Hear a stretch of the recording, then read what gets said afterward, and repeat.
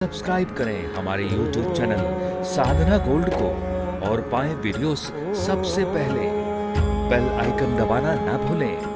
उत्तान पाद उत ऊर्दौ पादौ यस्य सह उत्तान पादौ। उत्तान पाद और कोई नहीं है, मैं और आप, हम मनुष्य ही उत्तान पाद हैं। अगर आप किसी वक्ता को अपने पास में बुला रहे हैं कि तुम यहां आकर के श्रीमद् भागवत महापुराण का यज्ञ कराओ, तो बंधुओं ये आपकी भी जिम्मेवारी है कि हम भागवत जी की कथा को ध्यान पूर्वक श्रवण करें। प्रेम से बोलो, मैं आकर के अपने यज्ञ को पूर्ण कर रहा हूं, आप आकर के अपने यज्ञ का सफलता पूर्वक पूर्ति कीजिए। मेरा काम है सुनाना और आपका काम ध्यान पूर्वक श्रद्धा युक्त होकर के सुनना है। मन भजन में क्यों नहीं लगता है? क्योंकि हम पहले कथा में तो लगा नहीं सकते। प्रेम से बोलो, उत्तान पाद और कोई नहीं है, हम मनुष्य हैं जिसकी एक पत्नी है और नाम है सुनीति। हम मनुष्यों की भी एक पत्नी होती है शुरू शुरू में, जिसे हम कहते हैं बुद्धिमानी। सुनीति का अर्थ है बुद्धिमानी। बहुत दिन हो गए मुझे इस प्रसंग को किए,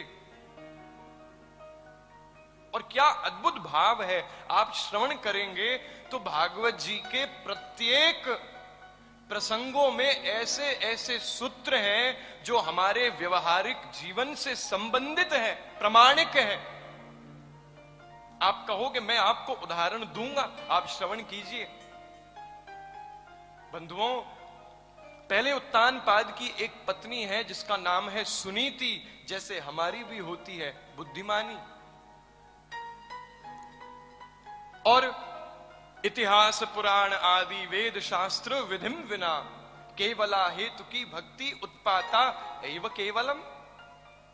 इतिहास पुराण शास्त्र आदि से सम्मत होकर के अपने जीवन को चलाती है सुनीति, अपने घर को चला रही है। हम भी पहले ठीक ही रहते हैं, लेकिन धीरे धीरे धीरे धीरे जब बड़े होते हैं, संसार में हजारों तरह के लोग मिलते हैं, कुछ अच्छे मिलते हैं, कुछ ऐसे मिल जाते हैं महाराज जो हमारे पुराने संबंधों को बिगाड़ के चले जाते हैं। प्रेम से बोलो,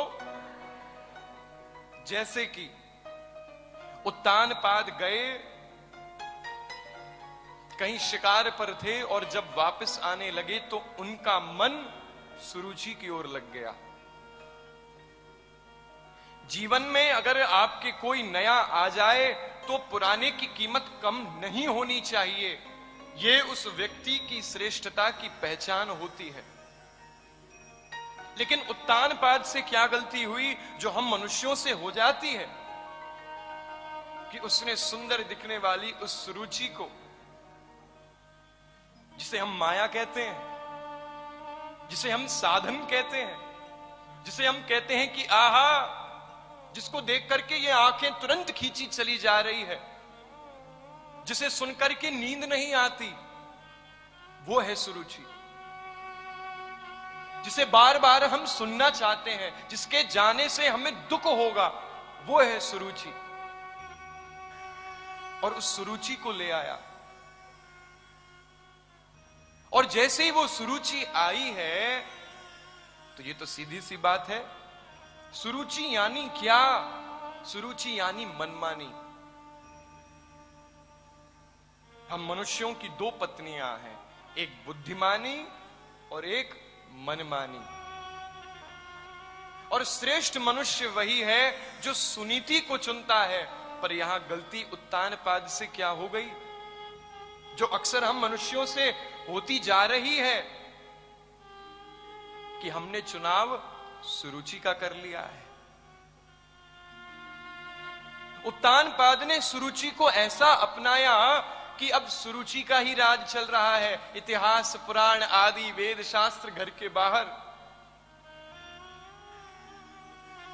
गोविंद के भजनों से मन का दूर होना सुरुचि का कारण है। और उससे भी ज्यादा बड़ा कारण है हम जो सुरुचि को वो कारण बनाने देते हैं।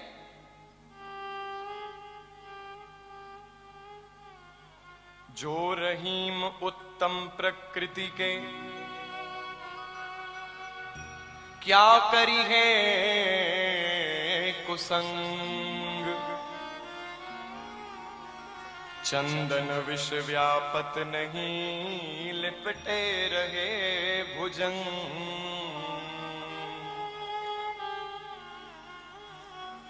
जिसे बदलना नहीं है वो बदलेगा नहीं।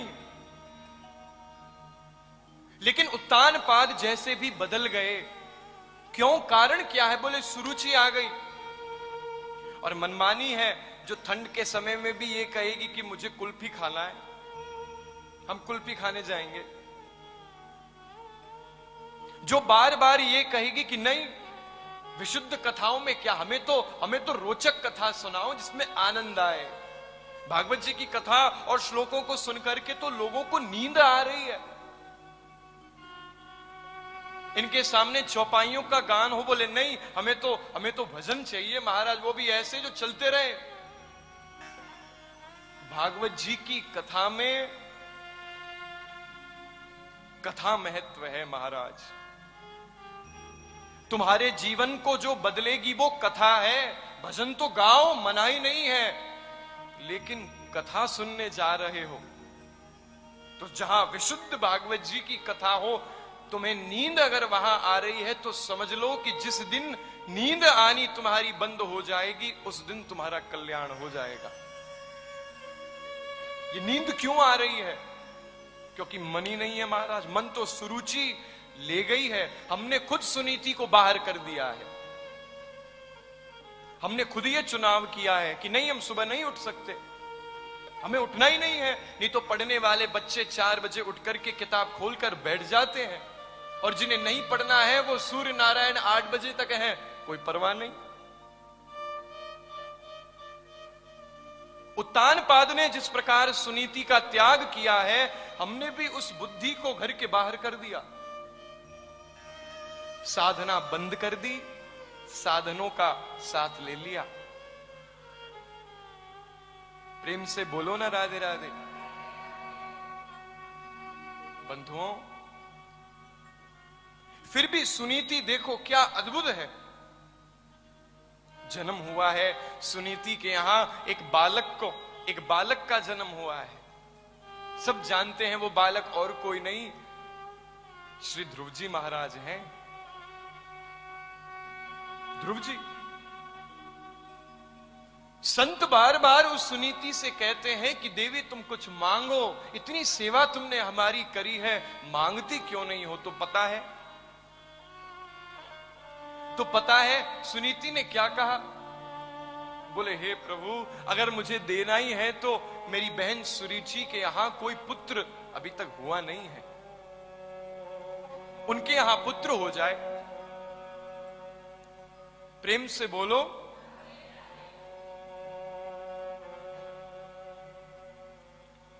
लेकिन बंधुओं, माता सुनीति के यहां जो बालक है उनके मन में चाह है। मैं रोज अपनी माता श्री से मिल रहा हूं, मैं रोज अपनी मां को देख रहा हूं, मेरे पिताजी कहां हैं? और मेरे पिताजी हैं तो मुझे दिखते क्यों नहीं है और मिलते क्यों नहीं है रोज? और मेरे सखाओं के पिता तो रोज मिल रहे हैं। आज माता श्री के चरणों में जाकर के प्रणाम किया और निवेदन किया कि मुझे अपने पिताजी से मिलने जाना है। जाओ, उन्होंने तुमको बुलाया है, लेकिन मेरा तो मन करता है ना मां, जाओ। ध्रुव जी महाराज बेचारे, एक बालक के मन में जिस प्रकार की चाह रहती है कि मैं भी अपने पिता की गोद में एक बार तो बैठूं जाकर, पिता की गोद के लिए। ध्रुव जी जा रहे हैं और जैसे ही ध्रुव जी महाराज जाने लगे, महल में प्रवेश किया, सुरुचि ने देखा। कहां जा रहे हो? मैं अपने अपने अपने पिताजी से मिलने जा रहा हूं। तुम्हारे पिता? अच्छा, तुम हो। सुनिए, वो तुम्हारे पिताजी जरूर हैं, लेकिन मैं तुम्हारी माताजी नहीं हूं। वो आपके पिता जरूर हो सकते हैं, लेकिन मैं आपकी मां नहीं हूं। पिता की गोद चाहिए आपको?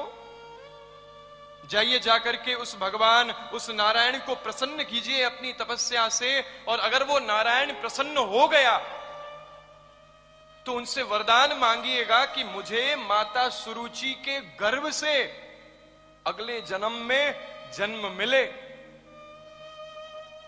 तब जाकर के मैं तुम्हें तुम्हारे पिताजी के गोद में बैठने की अनुमति दूंगी। महाराज, दो गलतियां हुई हैं।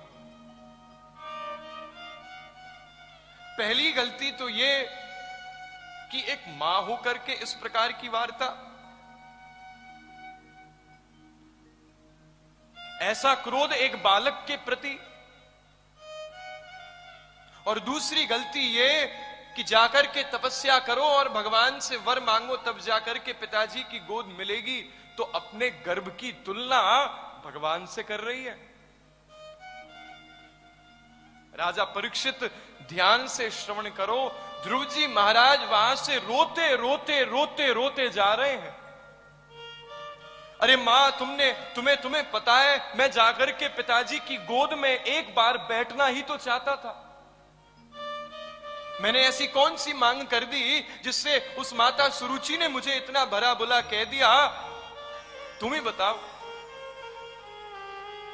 अरे क्या बात है, तुम ऐसे रो क्यों रहे हो? क्या बात क्या हो गई, बताओ।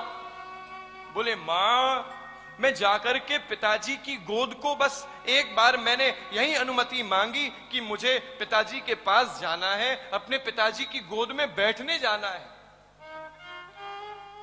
और जानती हो, उन्होंने डांट करके कहा कि जाओ, नहीं देती मैं तुम्हें अनुमति, जाकर के भगवान की तपस्या करो, और वो प्रसन्न अगर हो गया तब जाकर के पिता की गोद मिलेगी।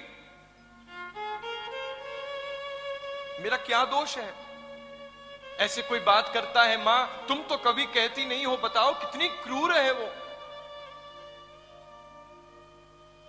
माता सुरुचि ने अद्भुत बात कही है, माता सुनीति ने अद्भुत बात कही है। सज्जनों, कह रही हैं, पुत्र, क्रूर न कहो। तुम्हें पता है, अरे धन्य तो वो मां है, गलती तो मुझसे हुई है। अरे क्रूर तो मैं हूं। मैंने तो तुम्हें तुम्हारे इस शरीर के पिता के पास भेजने की अनुमति दी।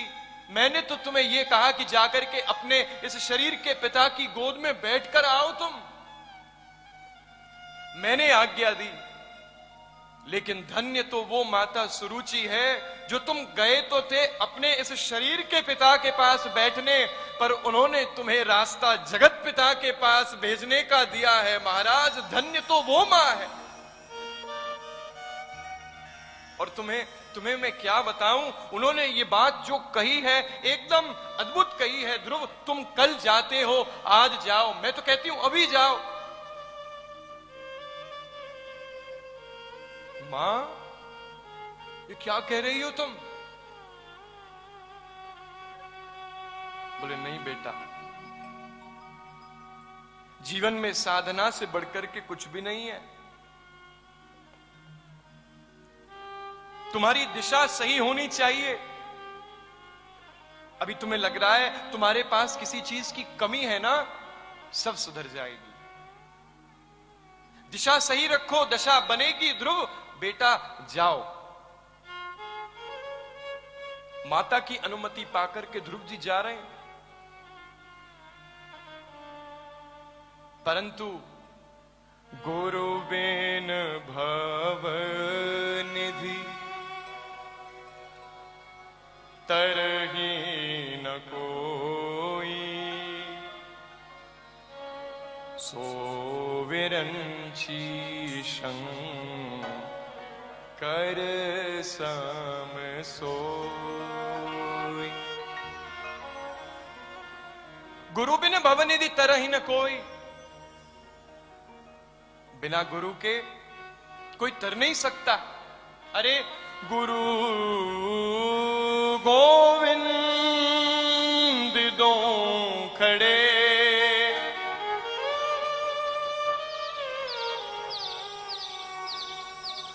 काके लागू पाय, बलिहारी गुरु आपकी गोविंद दियो मिला।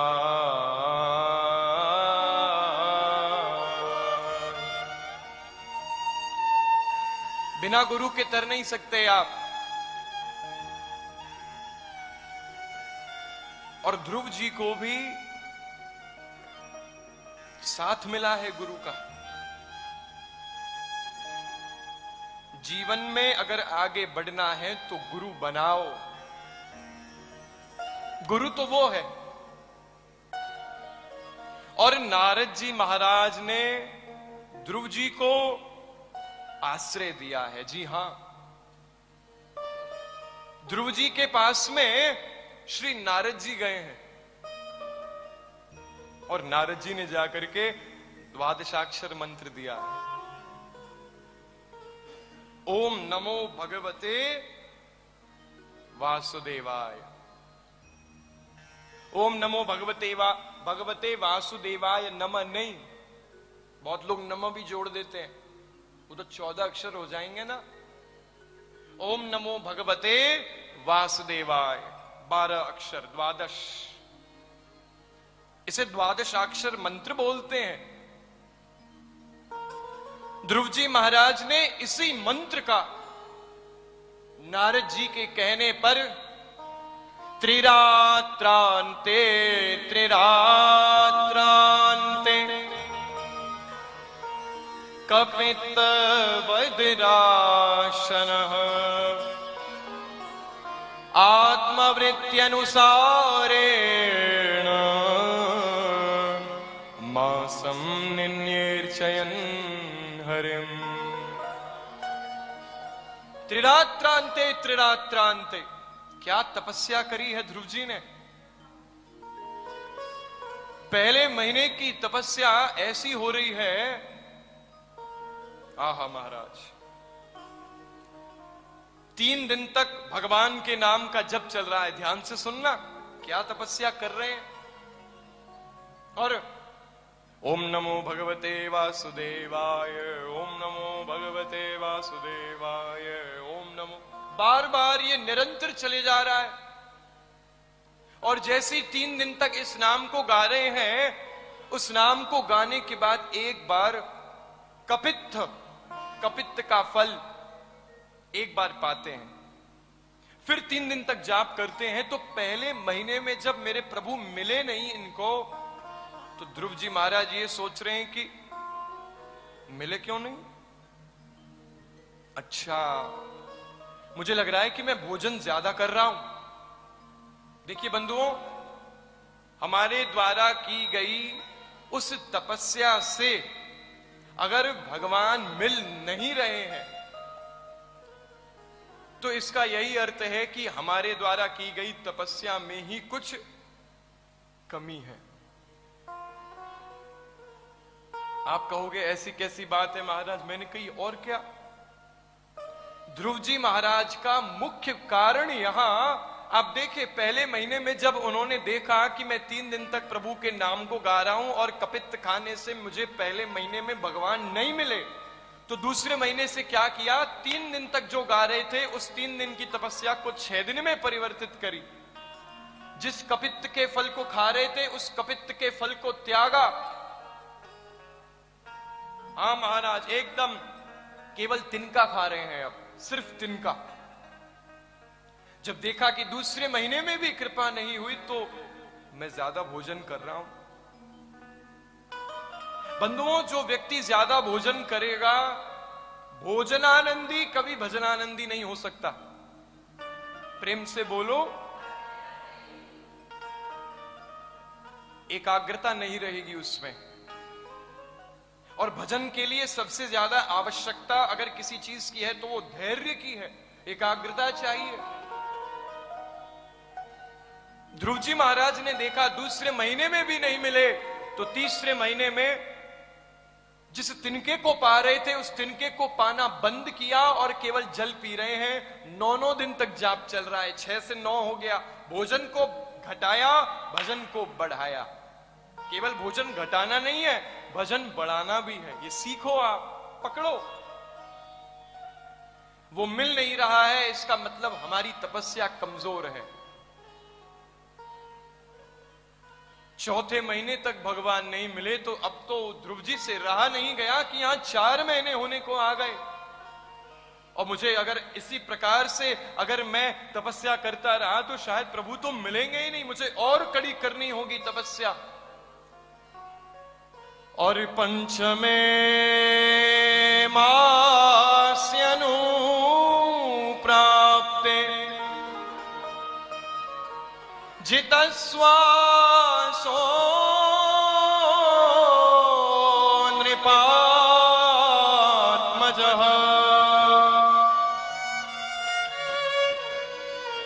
ध्यायेन ब्रह्म पदैकेन तस्थौ रथानुरिवाचल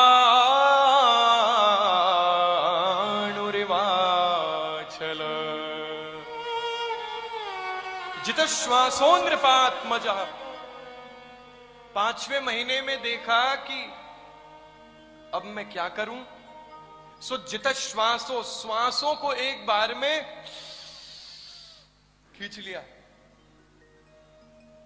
जितना श्वास इन्हें लेना था इन्होंने एक बार में लेकर के ध्रुव जी महाराज अब नाम जप ले रहे हैं, कर रहे हैं। न कुछ पाते, न कुछ ग्रहण कर रहे हैं, न कुछ सोच रहे हैं, केवल नाम जप अखंड चल रहा है। जितने देवतागण हैं, जितने मनुष्य हैं, जितने जीव हैं, सब ये सोच रहे हैं कि हवा कहां गई जो बह रही थी। सृष्टि में बहने वाली उस वायु का कहां महाराज, कोई नाम ही नहीं है, श्वास ही नहीं ले पा रहे हैं लोग। देवों के ऊपर संकट आ गया है, ब्रह्मा जी तक महाराज भगवान के सामने जाने पर विवश हो गए हैं।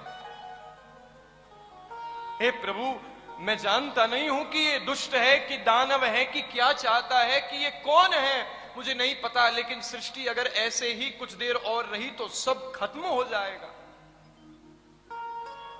जीव को जीने के लिए श्वास चाहिए और श्वास के लिए बहने वाली हवा होनी चाहिए। लेकिन यहां मुझे लगता है कि सृष्टि हवा से अधीर हो गई है।